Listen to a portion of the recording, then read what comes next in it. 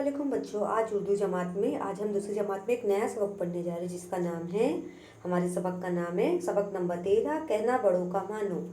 बच्चों, जैसे आपके घर में अम्मी अब्बू रहते होंगे, आपके बड़े भाई बहन रहते होंगे, आपके नाना नानी, दादा दादी, खाला खालू और मामा चाचा सब आपके घर में बड़े रहते होंगे, लेकिन आप कि उनकी इज़्ज़त करना बहुत ज़रूरी है। और आप जैसे आप स्कूल में आते होंगे, आप क्लास में आते होंगे, तो देखो आपको कौन पढ़ाता है? आपकी उस्ताद आपको पढ़ाते हैं। तो आपको आपके उस्ताद की भी इज़्ज़त करना है, आपको हर इंसान की इज़्ज़त करना है।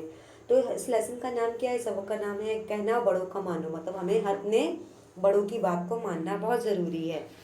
तो चलो हम अपने सबक की शुरुआत करते हैं। किसी गांव में अहमद और असलम दो दोस्त रहते थे। अभी यहाँ पे इस सबक में क्या है, एक एक गांव है जिसमें दो दोस्त रहा करते थे। एक का नाम अहमद था, दूसरे का नाम असलम।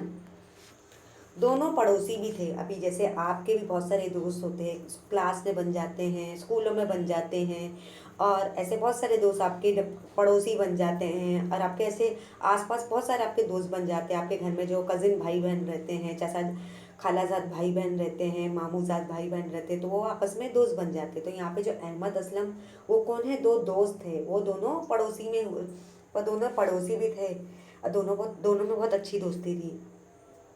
वो साथ खेलते खेलते और साथ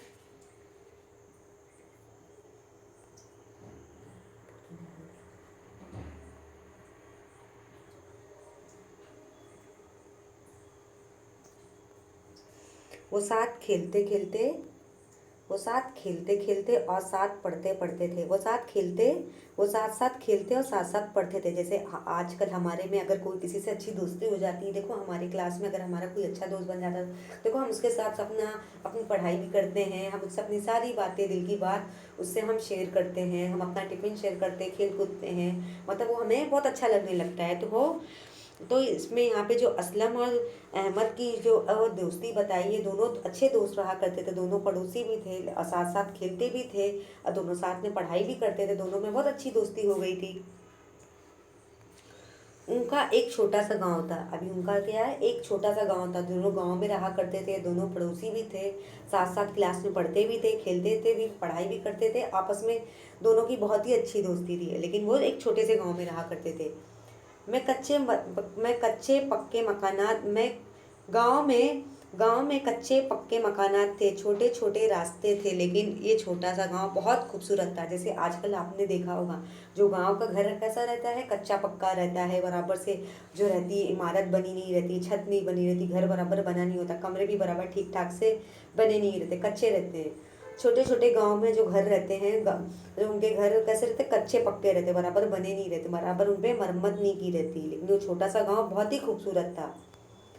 गांव में मगरिब की तरफ एक पहाड़ी थी। गांव में मगरिब की तरफ, जैसे जैसे आप लोग ने देखा होगा, जब जैसे आप गर्मियाँ की छुट्टी होती होगी, तो आप लोग ज़रूर अपने गांव जाते होंगे। तो देखो आपके गांव में ऐसा भी होगा, देखो पहाड़, झील, दरिया, समंदर, ऐसे नहर, खेत, आपको ये सब सारी चीज़ें गांव में देखने को मिली होगी, कुआं, ये सब आपको देखने को मिलेगा। लेकिन यहाँ पे जो गांव है, ये अहमद असलम का, उनके छोटे से गांव में मगरिब की तरफ क्या है, एक पहाड़ है। सामने मशरिक की तरफ एक नदी थी। अभी मशरिक की तरफ क्या है, एक नदी थी। मतलब जैसे आपने देखा होगा, जब आप गर्मियों की छुट्टी में अपने गांव में जाते होंगे, अपनी अम्मी अब्बू के साथ, दादा दादी के साथ, नाना नानी के साथ, और अपने रिश्तेदारों के साथ, तो देखा होगा जो गांव आपका होता, तो उसमें देखो बहुत सारी खेतें होती, नदियाँ होती, पहाड़े होती, झीलें होती, कुआं होता है, समुंदर होता है, ऐसी बहुत सारी चीज़ें आसपास में आपको गाँव में देखने को मिलती है। लेकिन यहाँ पे जो उनका गाँव है असलम और अहमद का, तो उनके मगरिब की तरफ क्या है, एक पहाड़ है, और मशरिक की तरफ क्या है, एक नदी है।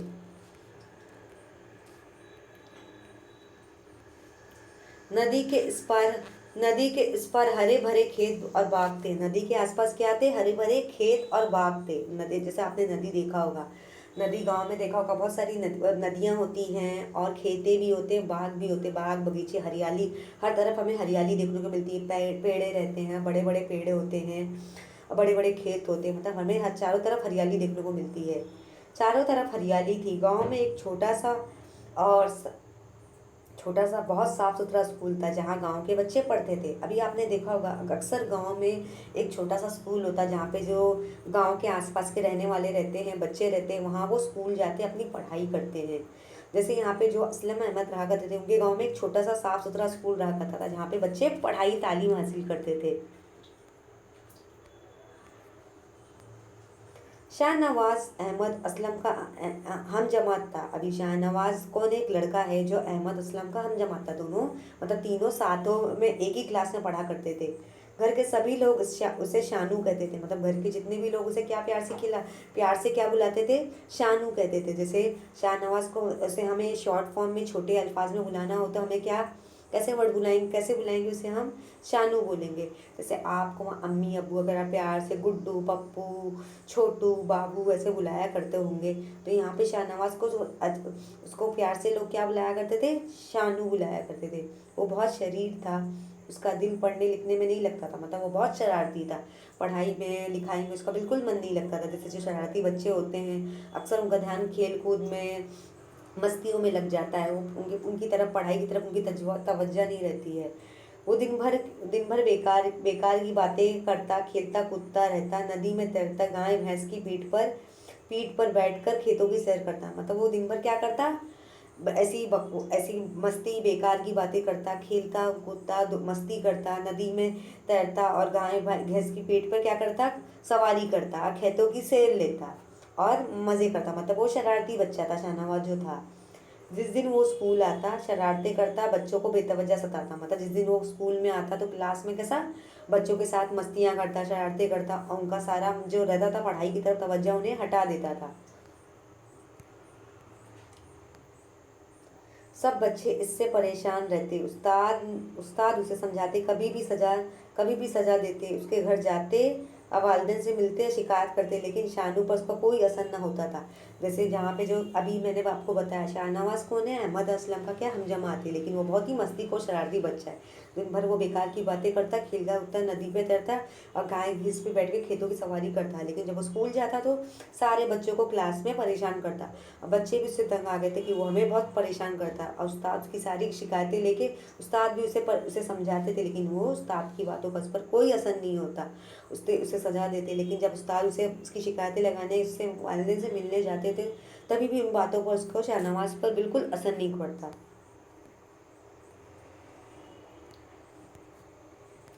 बरसात का मौसम था। इतवार के दिन गांव के सब लड़के नदी के किनारे खेल रहे थे। अभी बरसात का मौसम जब आता तो देखते हैं कि उस दिन बहुत तेज़दार बारिश होती है।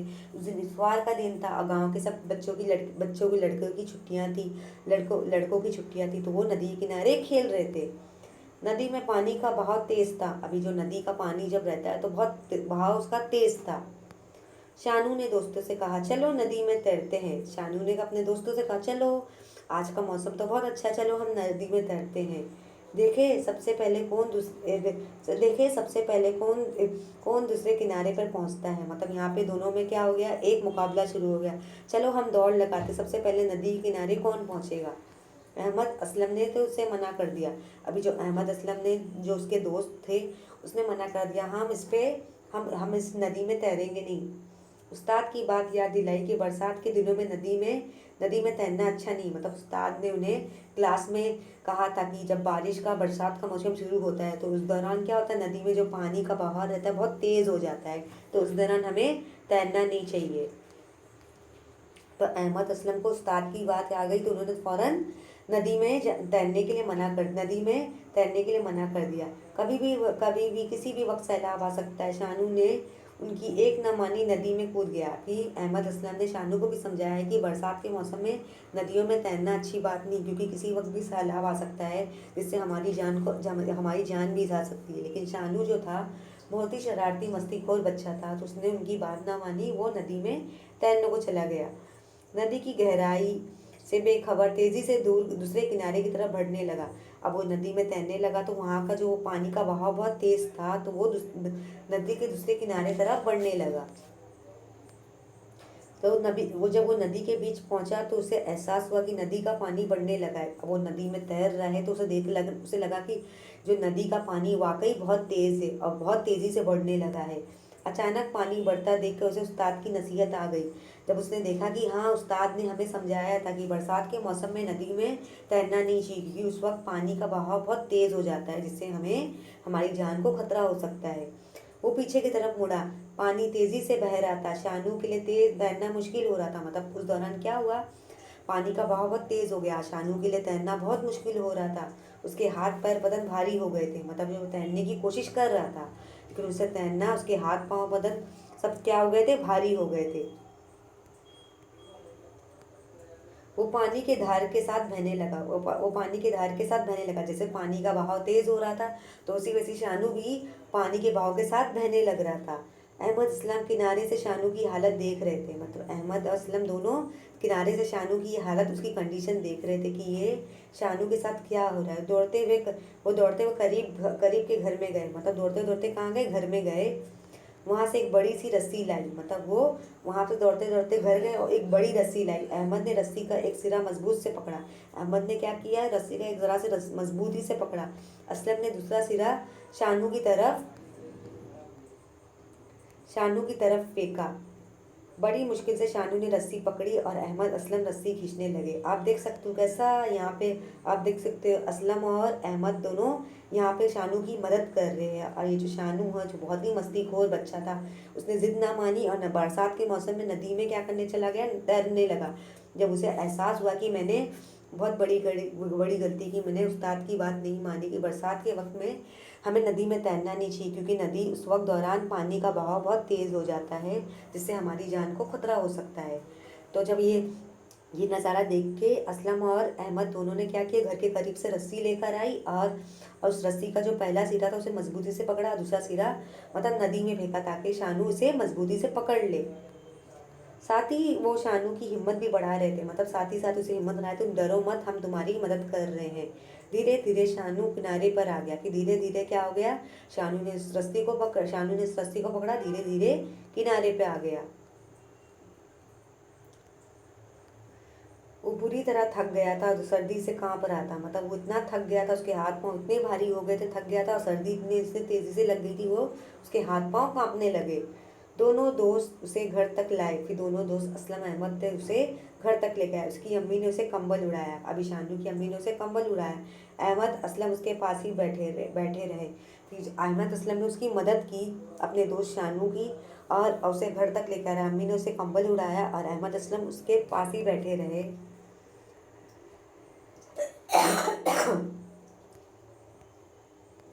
अब शाम हो रही थी, शानू भी अब बेहतर महसूस कर रहा था। दोनों दोस्तों ने उसके घर वालों से इजाज़त चाहिए। अब जब जैसे शाम होने लगी तो शानू को तबीयत थोड़ी अच्छी हो गई, शानू बेहतर महसूस करने लगा। तो दोनों दोस्तों ने घर वाले से इजाज़त मांगी कि उन्हें भी अपने घर जाना चाहिए, उनकी अम्मी भी परेशान होंगी।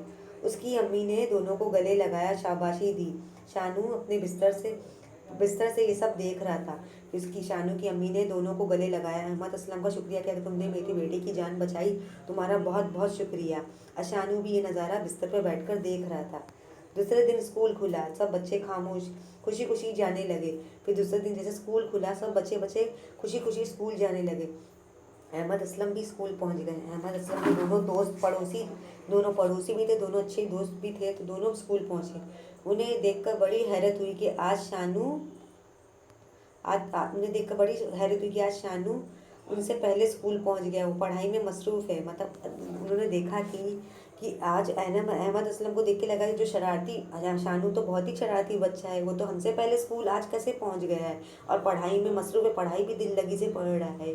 तो देखा इस सबक में कैसे एक शरारती बच्चे को एक सबक मिल गई कि कैसे हमें बड़ों का बात मानना चाहिए। कि बड़े अगर हमसे बड़े कोई हमें कुछ बात समझाते, चाहे वो हमारे उस्ताद हो या हमारे अम्मी अब्बू हो, बड़े भाई बहन हो, दादा दादी हो, या हमारे बड़े रिश्तेदार हो, तो हमें उनकी बातों को ध्यान करना चाहिए, गौर करना चाहिए कि हमारे बड़े हमारे लिए अच्छे के लिए कहते हैं, वो कभी भी हमारा बुरा नहीं चाहेंगे। तो हमें उनकी बातों को मानना चाहिए, उनकी इज्जत करना चाहिए। तो देखा आपने इस सबक में कैसे शानू जो था शरारती बच्चा था, वो किसी की बात नहीं मानता था, लेकिन उसे बाद में अपनी गलती का एहसास होता है कि उसने गलती की, उसे अपने बड़ों की बात मानना ज़रूरी है।